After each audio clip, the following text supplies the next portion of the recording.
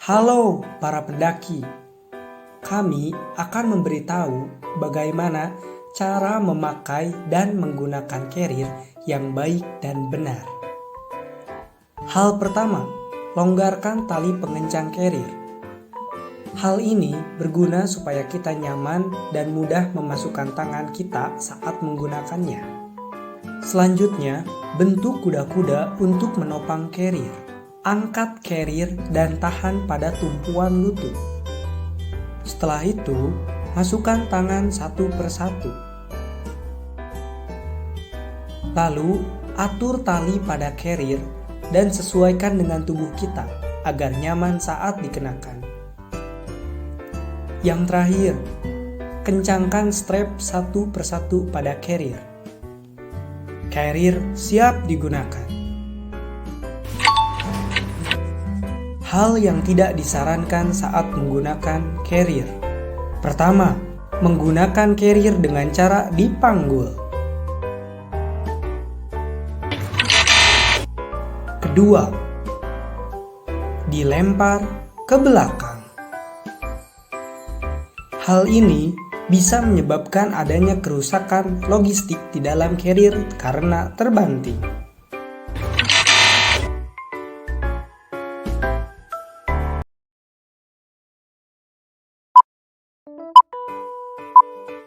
Salam dari UKL. Halo para pendaki. Sebelum melakukan pendakian, jangan lupa menerapkan protokol kesehatan. Gunakan hand sanitizer pada tangan. Dan gunakan masker. Hal tersebut sebagai bentuk usaha kita dalam menjaga diri kita dan orang lain dalam pencegahan virus corona di masa new normal ini.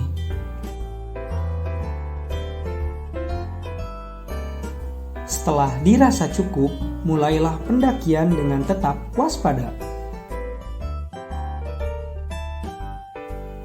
Ketika bertemu pendaki lain, berilah salam dan ucapan penyemangat.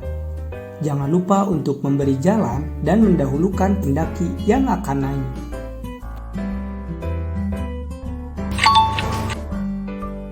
Hal yang tidak boleh dilakukan. Pertama, saat bertemu pendaki lain, jangan sampai bertabrakan, apalagi sampai ribut di jalur pendakian. Kedua, saat bertemu pendaki lain, jangan bersikap sombong, apalagi sampai memalingkan muka.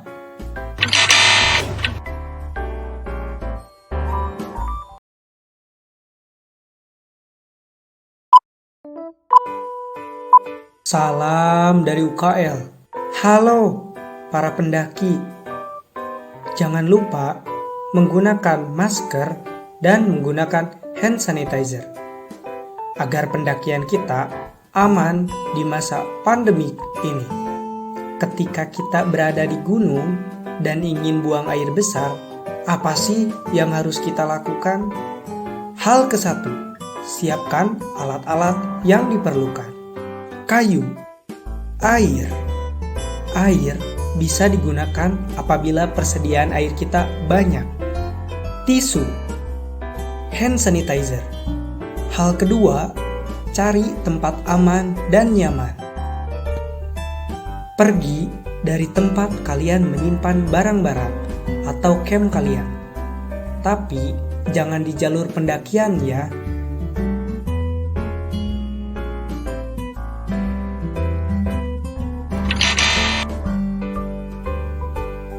Cari dan pergilah ke semak-semak yang tidak dilalui pendaki lain dan bukan jalur pendakian.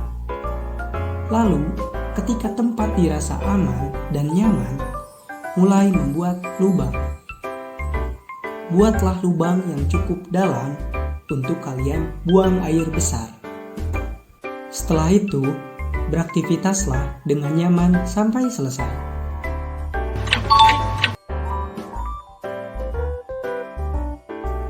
Untuk membersihkannya, jika kalian membawa air, bersihkanlah seperti bagaimana umumnya.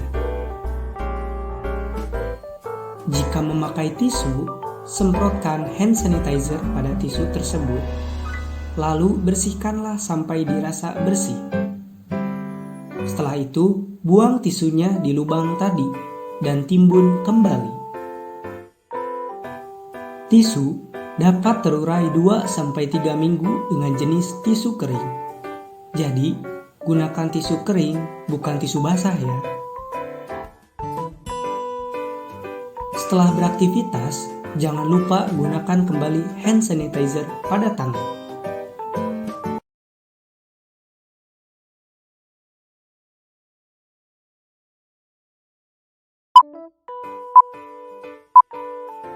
Halo guys, jadi di sini aku mau memasak nasi menggunakan nesting.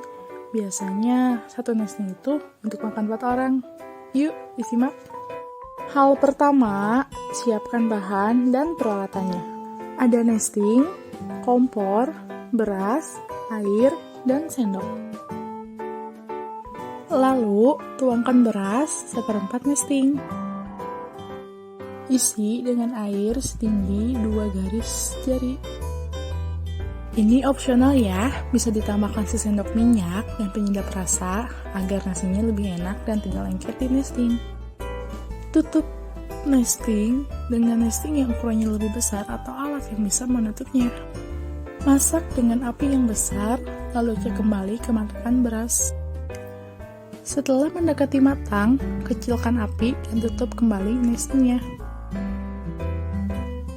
Buka tutup nesting, apabila sudah matang, matikan kompor dan dinginkan terlebih dahulu nasinya.